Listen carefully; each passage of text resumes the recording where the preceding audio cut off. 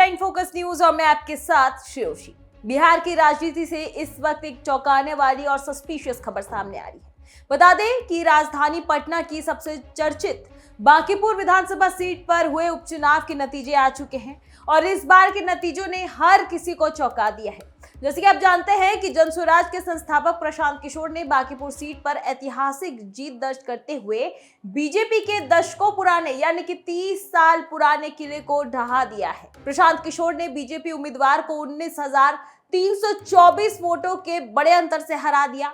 साल 1995 से यानी कि पिछले 3 दशकों से जिस सीट पर बीजेपी का कब्जा था, वहां जनसुराज की इस धमाकेदार एंट्री ने राज्य के सियासी समीकरण को बदल दिया है।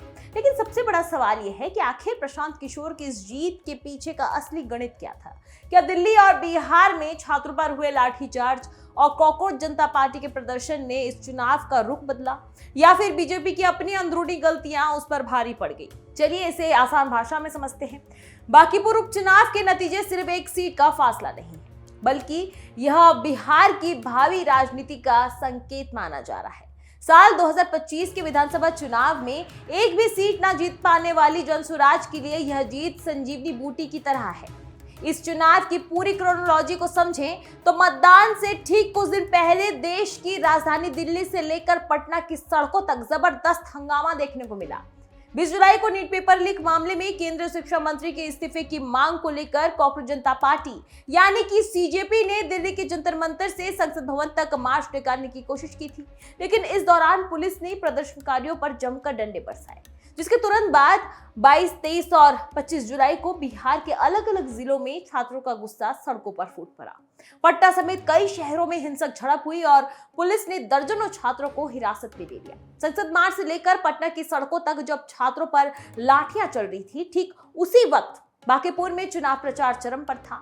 21 जुलाई को जनसुराज के प्रमुख प्रशांत किशोर ने चुनावी सभा में सरकार को आड़े हाथ लेते हुए कहा कि देश के बच्चों को जिस तरह से डंडों से पिटवाया गया, उसका जवाब बांकीपुर की जनता अपने वोट से देगी। उन्होंने साफ शब्दों में कहा था कि यह लोकतंत्र है, किसी की जागीर नहीं। जब सवाल उठता है कि क्या छात्रों का यही गुस्सा प्रशांत किशोर की जीत की सबसे बड़ी वजह बना, तो इस दौरान राजनीतिक जो जानकार है उन्होंने कहा कि प्रशांत किशोर की इस जीत में छात्रों के आंदोलन का असर तो था, लेकिन यह एकमात्र वजह नहीं थी। पहला पहलू यह था कि प्रशांत किशोर ने छात्रों पर हुई लाठीचार्ज का विरोध जरूर किया और सीजेपी के समर्थन की बात भी कही, लेकिन उन्होंने इसे अपने पूरे चुनाव प्रचार का इकलौता मुख्य मुद्दा नहीं बनाया। वे लगातार स्थानीय समस्याओं, रोजगार, सुशासन के अपने तय एजेंडे पर ही फोकस करते रहे। छात्रों के आंदोलन के ताबूत में आखिरी कील ठोकने का काम किया। बीजेपी के खिलाफ जनता का मन पहले भी बना हुआ था और पुलिस की इस कार्रवाई ने युवाओं और उनके परिवारों के गुस्से को और भड़का दिया। बांकीपुर सीट तो हमेशा से ही बीजेपी का अभेद किला माना जाता रहा है। परिसमन से पहले इसे पटना पश्चिमी के नाम से जाना जाता था, लेकिन इस बार बीजेपी ने अपने कोर वोटर के भीतर एक अजीब सी खामोशी और थकान देखी। स्थानीय लोगों में यह संदेश गया कि इस सीट को पार्टी अपनी तयशुदा जाही को मान चुकी है। इसके अलावा बीजेपी का उम्मीदवार चयन भी उसी की हार की एक बड़ी वजह बनी। पहले इस सीट में नितिन नवीन विधायक हुआ करते थे।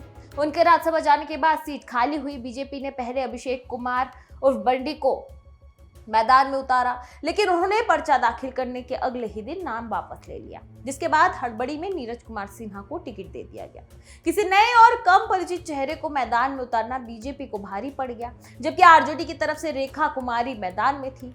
तो कुल मिलाकर बांकीपुर के समीकरणों को देखें तो बीजेपी का ओवर कॉन्फिडेंस उम्मीदवार का बदलाव लंबे समय से चला आ रहा है। असंतोष और एएन चुनाव से पहले छात्रों पर हुए लाठीचार्ज, इन सब ने मिलकर प्रशांत किशोर के लिए जीत का रास्ता साफ कर दिया है। हालांकि बांकीपुर का उपचुनाव खत्म हो चुका है, लेकिन यह बिहार और पड़ोसी राज्य में आंदोलनों की यह आग शांत नहीं हुई है, बिल्कुल भी नहीं हुई है, क्योंकि झारखंड में भी इन दिनों परीक्षाओं में धांधली को लेकर छात्र सड़कों पर हैं और पटना में भी गिरफ्तार छात्रों की रिहाई को लेकर प्रदर्शन जारी है। अब सबसे बड़ा सवाल कि क्या प्रशांत किशोर इस जीत के बाद छात्रों के इन आंदोलनों में सीधे सड़कों पर उतरेंगे? क्या वे खुद को एक आंदोलनकारी नेता के रूप में स्थापित करेंगे, या फिर चुनावी रणनीतिकार से राजनेता बनने का यह सफर यूं ही अपना अलग शैली में तय करेंगे? बाकी पूर्व के इस जनादेश ने सत्ता पक्ष को चेतावनी और विपक्ष को नया सबक दिया है। आगे बिहार की राजनीति क्या मोड़ लेती है, ये देखना बेहद दिलचस्प होगा।